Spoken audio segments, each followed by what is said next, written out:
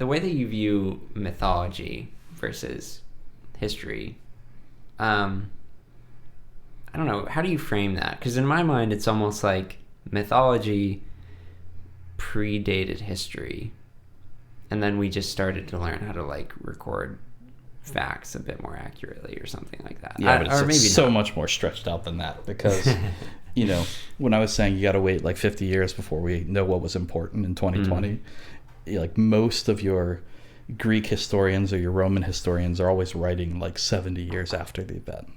Yeah. So that like line between mythology and actual factual history is just a blur. Okay. There's just as much to figure out from how the Greeks wrote out their mythology as how the Greeks wrote their history. Okay. So that is kind of how I conceptualized it, and I don't want to say that because it almost feels like heretical or something to say that it's a continuum. Yeah. There. But that is kind of my sense of things. Yeah, I mean, it's only heretical, I guess, once you start talking about Christianity. There you go. But the that's what's in my mind. Yeah. Well, you have the Greeks. Like, we know for the most part that the city of Troy existed and that it was destroyed by invaders. Did they build a horse out of ships? Maybe not. Did multiple gods take part in the fighting? That seems unlikely. But did those individual battles occur? Possibly. Like, there's that level back and forth. Yeah. And you've got just as much BS running through history. Like, we know that Ramses II built Abu Simbel to commemorate a victory in a war that he didn't win. Really? They just flipped it? He just entirely over. Was that they were trying to feel better about themselves as like a country? No, he just needed to feel better about himself as a god. Because that's the as far as like religious manipulation of a populace, the fact that the pharaohs were essentially considered gods, and what they said was, and the instant that a pharaoh dies, the next pharaoh's sending people to scrape the previous pharaoh's names off of different things. Really? Yeah. And so there's a level of like, yeah, he's probably fixing some parts of history and making things maybe a little bit more accurate, but that unfortunate situation where they had a female pharaoh, they had to get any evidence of that off the books. And then you've got Akhenaten, who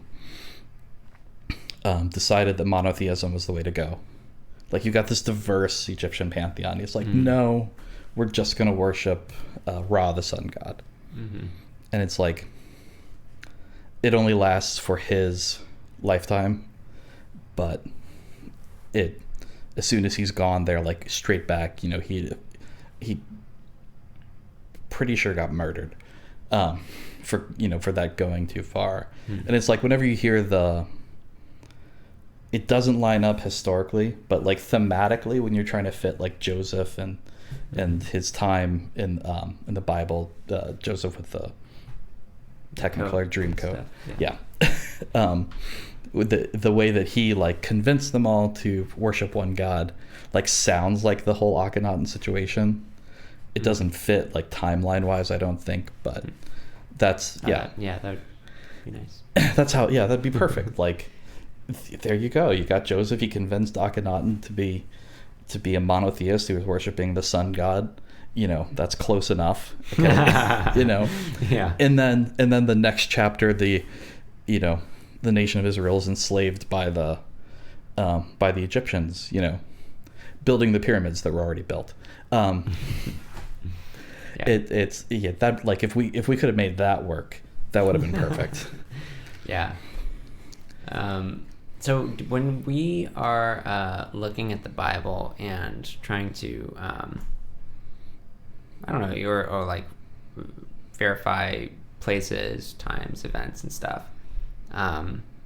Are you like deep into that stuff? Do you know a lot about it? Do you feel like we go too far in trying to connect dots when maybe we should be appreciating it in a different sense or something? No, we look really dumb when we don't try to connect the dots. We don't try to. When, yeah. Like, oh, it just works out. They're like, no, we've got an Egypt problem. Like, if we have faith that the Bible is inerrant, Mm-hmm. if you do believe that, then yeah, you need to be working on it, because you shouldn't have any fear that you're going to be proved wrong. Okay, so gotcha. So you think it's pretty clear when the Bible is claiming it's a historical fact, and we should check into that. Yeah. Like I don't think we should be afraid of it. Sure. Okay. I think there's people that do. I think that in like the modern church, they just say, well, you're thinking too much, or you're overthinking it, or you don't have to. I'm like, I'm not worried about overthinking. I'm all about overthinking. Oh yeah.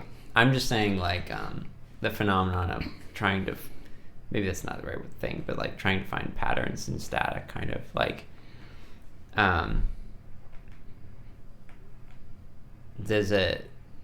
that was more my question, really. Like, I'm all for overthinking. Yeah.